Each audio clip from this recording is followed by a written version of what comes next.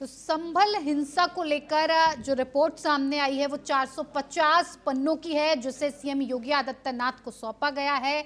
Committee बनाई गई थी, कमेटी ने इस रिपोर्ट को सौंपा और इस रिपोर्ट में कई बड़े बड़े चौंकाने वाले खुलासे भी हुए। खुलासा इस बात को लेकर भी हुआ कि न्यायिक हिंसा की रिपोर्ट में डेमोग्राफी का बदलाव हुआ है। आखिर जिस जगह पर 45% हिंदुओं के होने की बात कही जाती थी, आज अब वहां पर अगर देखा जाए तो 15 से 20% हिंदू आबादी रह गई है, अब जिसको लेकर लगातार सियासत भी हो रही है। लेकिन ये देखना काफी दिलचस्प होगा कि जब इस रिपोर्ट पर शासन का फैसला आएगा तो क्या कुछ निकलकर सामने आता है। इसी पर लेकिन आज हम बातचीत करेंगे और बातचीत के लिए हमारे साथ खास मेहमान इस कार्यक्रम के साथ जुड़ गए हैं। चंद्रमोहन चौबे, प्रवक्ता भारतीय जनता पार्टी से हमारे साथ जुड़ गए हैं। चंद्रमोहन जी, आपका बहुत स्वागत है इस कार्यक्रम में। साथ ही साथ मोहम्मद इखलाक, वरिष्ठ नेता समाजवादी पार्टी से हमारे साथ जुड़ गए हैं। आपका भी बहुत बहुत स्वागत करती हूँ कार्यक्रम में। शुरुआत मोहम्मद इखलाक जी आप ही से करेंगे, क्योंकि रिपोर्ट जो निकलकर सामने आई है वो रिपोर्ट ये कहती है कि बदलती हुई डेमोग्राफी की चर्चा इस रिपोर्ट में की गई है। साफ तौर पर ये इसमें उल्लेख किया गया है कि जिस क्षेत्र की बात हो रही है, संभल की बात हो रही है, वहां पर पहले 55% लोग हुआ करते थे हिंदू, लेकिन अब अगर उनकी जो आबादी है वो देखी जाए तो 15 से 20% रह गई है। कैसे बदल गई ये डेमोग्राफी, कुछ समझाएंगे, बताएंगे, समझना चाह रहे हैं। देखिए, बहुत बहुत धन्यवाद आपका और सभी को मेरा नमस्कार और सलाम। हमारा देश जो है गंगा जमुनी तहजीब का देश जी। जैसे अभी राजूदास मान जी ने कहा ना कि गंगा जमुनी, मेरी आवाज इको हो रही है। सर आपकी आवाज बिल्कुल ठीक आ रही है मुझे। नहीं, मुझे इको हो रही है। गंगा जमुनी तहजीब की जो उन्होंने बात करी अभी कि गंगा जमुनी तहजीब की बात करने वाले लोग जवाब दें, तो हम तो चाहते हैं, समाजवादी पार्टी चाहती है देश एक रहे, देश में एक एक धर्म एक रहे और एक एक लोग एक रहे। मगर कौन देश को बांटना चाह रहा है, धर्म को बांटना चाह रहा है। आज एक रिपोर्ट बनी, रिपोर्ट में ये दिया गया कि यहाँ पे जनसंख्या पे बात करी जा रही है, यहाँ पे और चीजें बात करी जा रही है। तो उत्तर प्रदेश के अधिकारी और रिपोर्ट बना ले जिसमें उत्तर प्रदेश में जो संबल में बेरोजगार हैं उनकी रिपोर्ट बना के सौंप दें, जो बेघर है उनकी रिपोर्ट बना के सौंप दें। इस तरह की तमाम ऐसी रिपोर्टें हैं जो अगर भारतीय जनता पार्टी की सरकार में अधिकारी सौंप दें मुख्यमंत्री जी को, तो मैं समझता हूँ वो ज्यादा जरूरी उत्तर प्रदेश के लिए और संबल के लिए।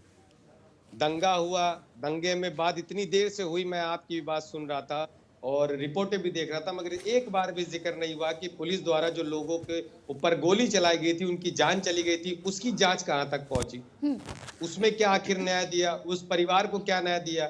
उसमें तो ऐसे बहुत से लोग हैं जो वीडियो में बयान आए थे, उन्होंने कहा था कि वो मेरा बच्चा सब्जी लेने जा रहा था, भीड़ में उसको मार दिया गया।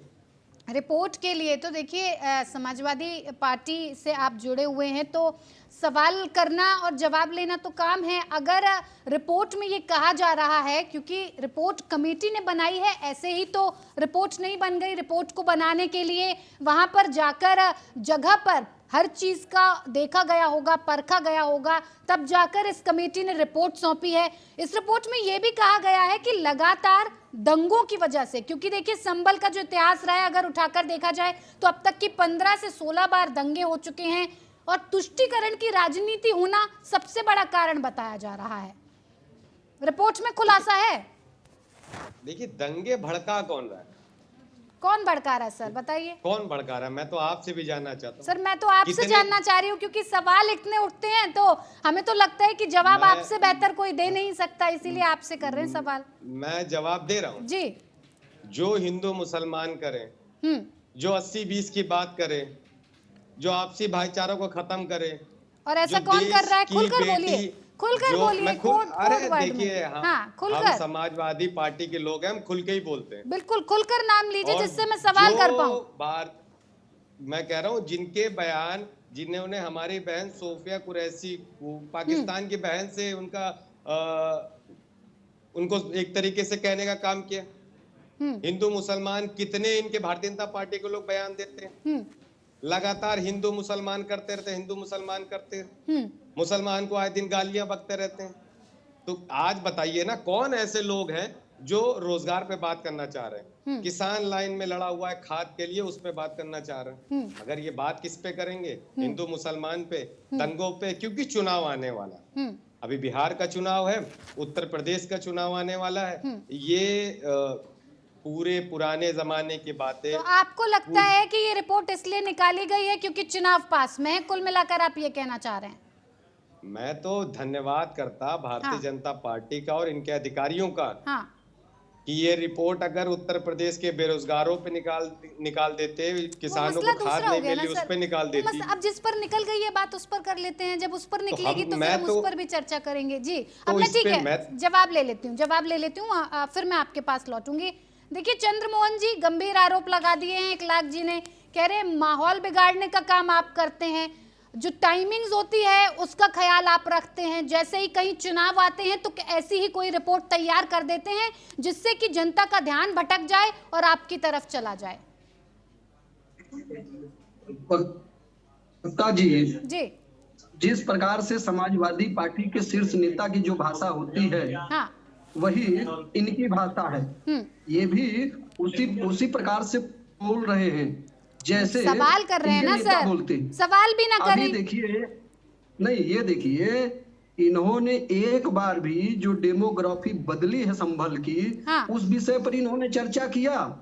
जो हिंदू 1947-48 में 45% संभल में थे, आज 15% हो गए हैं, उस पे इन्होंने एक शब्द बोला। वहाँ 1947 से लेकर 2024 तक 200 से अधिक हिंदू मारे गए, उस पर एक शब्द बोला। बोल तो रहे हैं खुल करके समाजवादी पार्टी के। उस 19 दंगे के बारे में इन्होंने कुछ बोला। अगर हिंदुओं की आबादी घटी है, वहाँ डेमोग्राफी बदल रही है, हाँ। वहाँ 19 दंगे हुए हैं, तो उस दंगे पर बात क्यों नहीं होनी चाहिए? ये इतना डरते क्यों हैं सच से? ये सच को छिपाना क्यों चाहते हैं?